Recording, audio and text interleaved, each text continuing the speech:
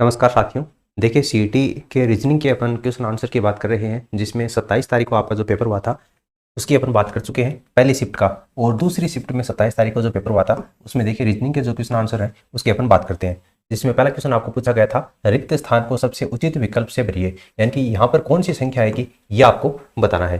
तो यहाँ पर देखिए आप 9 दे रखा है 28, ये है 9, ये है 28, ये है 65 और 126। आगे क्या आएगा वो आपको बताना है। तो देखिए 9 कैसे आया, 9 आया 2 का क्यूब प्लस 1, यानी कितना हो गया, 2 का क्यूब करोगे तो 8, 8 प्लस 1 बराबर 9। उसी तरीके से 3 का क्यूब करोगे उसमें 1 जोड़ोगे, यानी 3 का क्यूब करोगे तो 27, उसमें 1 जोड़ोगे तो 28 आ जाएगा। 65 देखिए 4 का क्यूब प्लस 1, यानी कि 4 का क्यूब 64 हो गया, उसमें 1 जोड़ोगे तो 65 आ जाएगा। उसी तरीके से 5 का क्यूब में 1 जोड़ना है, 5 का क्यूब हो गया 125, उसमें 1 जोड़ोगे तो 126।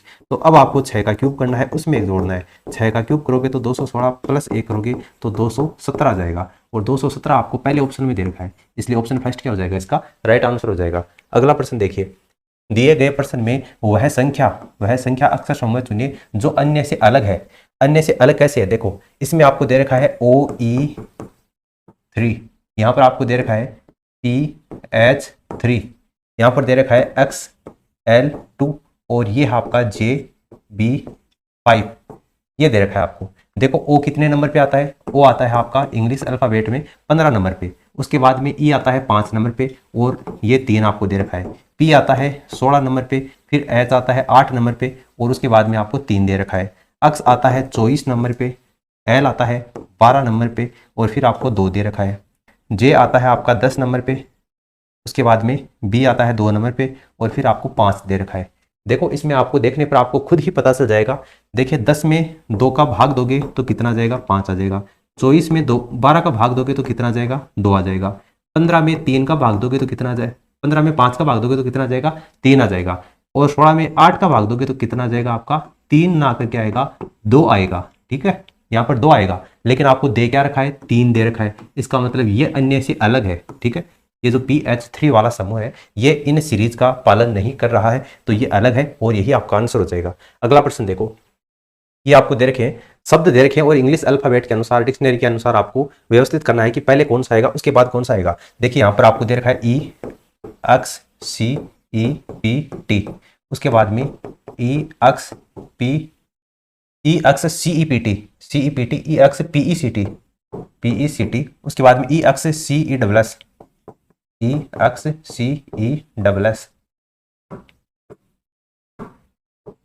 और लास्ट दे रखा है EXIT।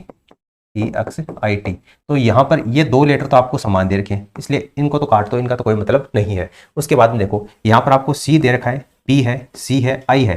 तो CPI में से पहले क्या आता है, C आता है। इसका मतलब ये दोनों जो लेटर आपको दे रखे हैं C वाला, इनमें से पहला और दूसरा नंबर पर आएगा, ये तो कन्फर्म हो गया। ठीक है, उसके बाद में P और I दे रखा है, तो P पहले आता है कि I पहले आता है, यानी ये लेटर तो 3 नंबर पे आ जाएगा और लास्ट में आपका 2 नंबर वाला आएगा। ठीक है, अब पहला और तीसरा देखो, यहाँ पर C तक तो सेम दे रखा है, फिर E तक भी सेम दे रखा है और उसके बाद देखो आपको एक में तो P दे रखा है और इसमें S दे रखा है। अब S पहले आता है, P पहले आता है, तो ऑब्वियस सी बात है P पहले आता है, यानी कि ये 1 नंबर पर आ जाएगा और ये 2 नंबर पर आ जाएगा, यानी 1 2 3 4 इस तरीके से आएगा। तो देखो यहाँ पर ABCD में आपको दे रखा है, तो सबसे पहले A, फिर C, उसके बाद में D और फिर B, ACDB। ACDB देख लो कौन से ऑप्शन में, ACDB पहले ही ऑप्शन में आपको दे रखा है। ठीक है, इसको आपको इंग्लिश अल्फाबेट से आपको अरेंज करना था और यहाँ पर आपको कुछ भी नहीं करना था। आगे देखिए आपको दे रखा है फूल, लाल और फल।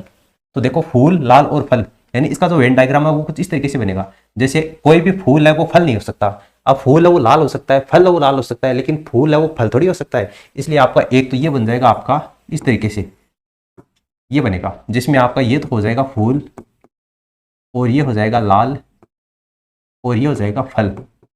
ठीक है, फूल, लाल, फल, यानी जो फूल है वो लाल हो सकता है और जो फल है वो भी लाल हो सकता है। ठीक है, फूल और फल ये दोनों आपके अलग अलग हो जाएंगे और ये आपको कौन से ऑप्शन में दे रखा है, दूसरे ऑप्शन में दे रखा है, ये इसका आंसर हो जाएगा। अगला प्रश्न देखो, ये आपको रीजनिंग का प्रश्न दे रखा है कि जिस तरीके से जानवर का अध्ययन अपन जिस भी विज्ञान की शाखा में करते हैं उसको क्या बोलते हैं, जंतु विज्ञान, यानी कि जूलॉजी बोलते हैं। ठीक है, इंग्लिश वाला टर्म देख लो, एनिमल्स का जो अध्ययन करते हैं वो क्या कहलाता है आपका, जूलॉजी में करते हैं। उसी तरीके से ब्लड का जो अध्ययन करते हैं वो क्या कहलाता है आपका, हेमेटोलॉजी कहलाता है। ठीक है, रक्त का अध्ययन किस में करते हैं, हेमेटोलॉजी में करते हैं। तो आपका जो ऑप्शन दूसरा आपको दे रखा है ये इसका राइट आंसर हो जाएगा।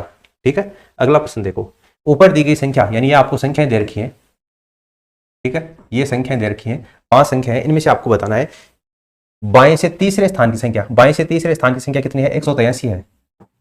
बाएं से तीसरे स्थान की संख्या 1 2 3 183 है।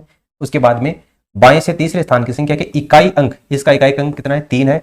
वह दाएं से चौथे स्थान की, दाएं से देखो 1 2 3 4, ये आपको 429 दे रखा है, ठीक है, 429। दाएं से चौथे स्थान की संख्या के दहाई अंक, इस बार दहाई है, यानी ये तो इकाई हो गया, ये दहाई है, यानी 2 की बात हो रही है। इसका योग कितना ये पूछा है, यानी 3 में आपको 2 जोड़ना है, कुछ भी नहीं करना है। 3 में 2 जोड़ोगे तो 5 आ जाएगा, और 5 आप देख लो तीसरे ऑप्शन में दे रखा है, ये इसका आंसर हो जाएगा। अगला प्रश्न देखो, ये आपका ब्लड रिलेशन वाले टॉपिक में से है। अच्छा प्रश्न देखो, सुशील भूमि की नानी संगीता का दामाद है। कौन? सुशील। भूमि की नानी, तो ये तो हो गई आपकी भूमि, इसकी नानी कौन होगी? इसकी जो माताजी होगी, उसकी जो माताजी होगी वो इसकी नानी होगी, ठीक है। तो भूमि की नानी संगीता, ये जो नानी है इसका नाम क्या है? संगीता, ठीक है। इस संगीता का दामाद है कौन? सुशील। तो इसका दामाद कौन होगा? इसकी जो बेटी है, इसका जो हस्बैंड होगा, कौन? सुशील, वो दामाद है। देखो क्वेश्चन को एक बार फिर से पढ़ो आप।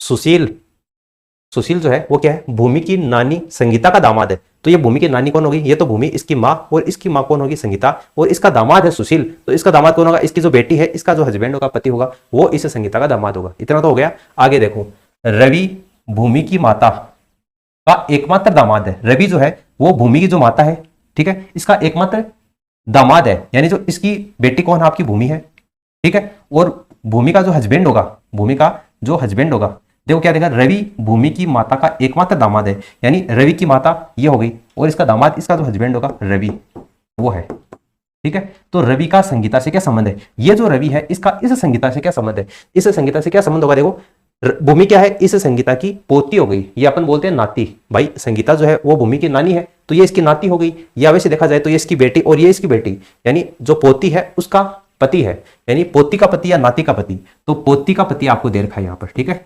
ग्रांड डॉटर है, उसका हस्बैंड है, तो ये आपका ऑप्शन 4 इसका आंसर हो जाएगा। अगला प्रश्न देखो, यदि थ्रेड को इस तरीके से लिखा जाता है तो उसी कोड में ब्रिज स्टोन को कैसे लिखा जाएगा? अब देखो थ्रेड को कैसे लिखा गया, पहले तो आपको ये पता होना चाहिए, THREAT।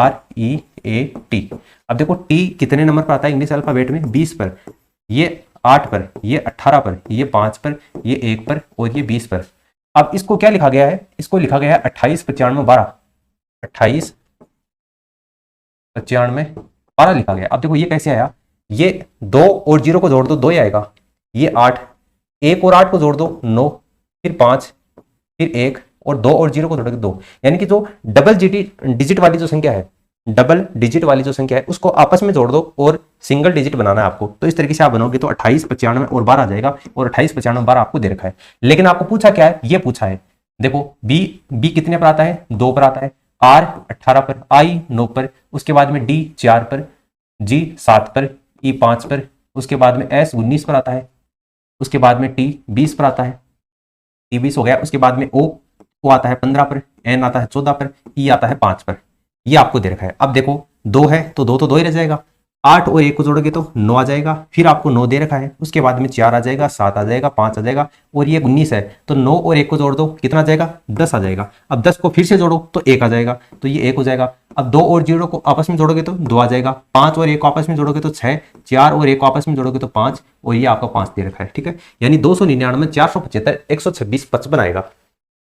299 475 126 और 55, ये आपको पहले ऑप्शन में दे रखा है, तो ये इसका आंसर आ जाएगा। कुछ भी नहीं करना, इंग्लिश का जो अल्फाबेट है उसमें सिंगल वाली डिजिट को वैसा का वैसा लिखना है, और जो डबल वाली डिजिट है उसको आपस में जोड़ के सिंगल डिजिट बना के लिखना है, आपका आंसर आ जाएगा। अगला प्रश्न देखो, अमर और अकबर ने विपरीत दिशा में चलना शुरू किया। मान लो कि ये कोई एक पॉइंट है, यहां से इन्होंने चलना शुरू किया। अमर जो है वो 24 किलोमीटर चलता है, ये अमर है, ये इधर आपका 24 किलोमीटर चलता है, ठीक है, 24 किलोमीटर चला, और अकबर जो है वो 7 किलोमीटर चलता है। नहीं, अमर जो है वो 24 किलोमीटर चला और अकबर 7 किलोमीटर चलता है, और विपरीत दिशा में चलते हैं, ये आपको यहाँ पर दे रखा है, तो ये विपरीत दिशा में ये 7 किलोमीटर चला, ठीक है। उसके बाद में अमर बाएं मुड़ा, ये अमर है, ये तो आपका अमर है, और ये आपका अकबर है, दोनों विपरीत दिशा में चलते शुरू करते हैं। ये 24 किलोमीटर चला, उसके बाद में बाएं ओर मुड़ गया, बाएं ओर कितने मुड़ा? 7 किलोमीटर चला, यहाँ बाईं ओर मुड़ता है और 7 किलोमीटर चलता है। उसके बाद में अकबर है वो दाएं मुड़ता है, यानी ये इधर जा रहा है, इसका दायां इधर होगा, ये दाएं मुड़ेगा और 24 किलोमीटर, यानी कि ये 24 किलोमीटर चलता है इतना, ठीक है, ये 24 किलोमीटर चलता है। दोनों अपने मूल बिंदु से कितनी दूरी पर है? मूल बिंदु तो ये है ना, यहां से इसकी दूरी पूछी गई है, यहां से इसकी दूरी पूछी गई है, तो यहां से ये ट्रिपलेट बन रहा है। अगर आप ध्यान से देखोगे तो 7, 24, 25 का ट्रिपलेट बनेगा। ठीक है, अब ट्रिपलेट क्या बनता है वो आप सभी को पता होना चाहिए, 8वीं क्लास में आप सीख जाते हो। ट्रिपलेट क्या होता है? देखो ये आधार कितना है इसका? 7 है, तो 7 यानी कि ट्रिपलेट होता है आपका, देखो आधार का स्क्वायर प्लस लंब का स्क्वायर बराबर क्या होता है आपका? कर्ण का स्क्वायर। ठीक है, अब आधार देखो कितना है? 7, 7 का स्क्वायर प्लस लंब कितना है? 24, तो 24 का स्क्वायर। तो ये तो कितना आ जाएगा? 576, और ये आ जाएगा 49, तो ये कितना आ जाएगा आपका? 625 आ जाएगा। और 625 इधर आपका कर्ण है, इसका स्क्वायर आप हटाओगे तो इसका अंडर रूट आ जाएगा, और 625 का अंडर रूट कितना होता है? 25 होता है, तो इसका मान भी 25 आ जाएगा और इसका मान भी 25 होगा। यानी अपने मूल बिंदु से अमर और अकबर है वो कितनी दूरी पर है? 25 किलोमीटर की दूरी पर है। 25 किलोमीटर आपको तीसरे ऑप्शन में दे रखा है, ये इसका आंसर हो जाएगा। ठीक है, अगला प्रश्न देखो, ए बी सी डी ई और एफ एक पंक्ति में बैठे हैं और इनका जो मुंह है वो कहां पर? आपका उत्तर दिशा की ओर मुंह करके ये बैठे हैं। ठीक है, और आगे क्या दे रखा है? ई और एफ केंद्र में है, यानी ये तो ई है और ये एफ है, ये आपके केंद्र में है। ठीक है, और उत्तर दिशा की ओर मुंह करके बैठे हैं, इस तरीके से आपको ये बताना है। उसके बाद देखो ए और बी छोर के ऊपर है, ए और बी छोर पर है, मतलब ये इस तरीके से है, यानी दोनों तरफ है, ये बी है और ये है, छोर पर है। सी ए के ठीक बाएं स्थान पर, सी जो है वो ए के ठीक बाएं स्थान पर है, ए के बाएं स्थान पर। अगर आप ए इधर लिख दोगे तो सी बाएं स्थान पर नहीं आएगा। कैसे? क्योंकि इसके इधर तो कोई आ ही नहीं सकता, ये तो छोर पर है, इसलिए मैंने यहां पर ए लिखा है, यहां पर भी लिखा है, क्योंकि यहां पर ए लिख दोगे तो सी है वो ए के ठीक बाएं स्थान पर है, जो कि यहां पर पॉसिबल नहीं होगा। ठीक है, आगे देखो, बी के ठीक दाएं स्थान पर कौन बैठा है? अब देखो ए आ गया, बी आ गया, सी आ गया, डी नहीं आया, ई और एफ आ गया, लेकिन आपको कंडीशन दे रखी है ये दोनों मध्य में बैठे हैं। ठीक है, ये दोनों आपके केंद्र में है, यानी कि डी यहां पर आएगा, तभी तो ये केंद्र में होंगे भाई। दो इधर है, दो इधर है, तभी तो ये केंद्र में होंगे। आगे पूछा क्या है आपको? बी के ठीक दाएं स्थान पर कौन है? तो ये बी है, इसके ठीक दाएं स्थान के ऊपर कौन बैठा है? आपका डी बैठा है, और डी आपको देखिए कौन से ऑप्शन में दे रखा है? पहले ऑप्शन में दे रखा है, ये इसका आंसर हो जाएगा। अगला प्रश्न देखो, ये आपको दिया गया है VOUNDS, वाउंड्स को DNOS UW लिखा जाता है, यानी कुछ भी नहीं किया इसमें। ये आपको इंग्लिश के जो अल्फाबेट है उसको आगे पीछे दे रखा है, और यहां पर इनको सीक्वेंस से जैसा दिया, यानी इसके अंतर्गत आप देखोगे तो सबसे पहले क्या आता है? डी आता है, उसके बाद में एन आता है, फिर ओ, फिर एस, फिर यू, फिर डब्ल्यू, यानी इंग्लिश में A B C D E F G H I, इस तरीके से चलते हैं अपन। तो स्टार्टिंग में जो लेटर आता है उसको पहले लिख दिया, उसके बाद में जो लेटर है उसको बाद में लिख दिया। तो आपको भी कुछ नहीं है, बस ये जो है लेटर इसको स्टार्टिंग से लिखना है। जैसे इसमें सबसे पहले तो ए आता है, तो ए आ गया, उसके बाद में ये जी एच फिर आई, तो ये जी एच आई, फिर आपको देखिए एल दे रखा है, एम दे रखा है, तो ये एल एम, और ये फिर टी वाई, तो ये टी वाई, यानी A G H I L M T Y, तो A G H I L M T Y, ये आपको चौथे ऑप्शन में दे रखा है, ये इसका आंसर हो जाएगा। ठीक है, अगला प्रश्न देखो, ये आपको आकृति दे रखी है, इसमें ये संरचना है, इसमें आपको इस तरीके से दे दिया, उसके बाद में ये दे दिया, और यहाँ पर सारे डॉट डॉट भर दिए, ये आकृति आ गई। अब इसमें भी आपको देखो इस तरीके से करना है, उसके बाद में इस तरीके से करना है, और सारे डॉट डॉट भर दो, और ये आपको आकृति दूसरे ऑप्शन में दे रखी है। ठीक है, तो ये आपका दूसरा ऑप्शन इसका आंसर हो जाएगा। ठीक है, तो 27 तारीख को सीईटी का जो पेपर हुआ था सेकंड शिफ्ट में, उसमें रीजनिंग के जो प्रश्न पूछे गए थे उसकी सबकी अपने बात कर ली है। आप हमारे टेलीग्राम चैनल को जरूर ज्वाइन करें, और इस वीडियो को अपने दोस्तों के साथ में आप शेयर करें, ताकि वो भी अपने आंसर की है वो अच्छे तरीके से सोल्व कर पाए। और 28 तारीख को जो तीसरी और चौथी पारी में जो आपको रीजनिंग के क्वेश्चन पूछे गए थे उनका वीडियो भी आपको जल्दी ही प्रोवाइड करवा दिया जाएगा। फिलहाल इस वीडियो में इतना ही, धन्यवाद।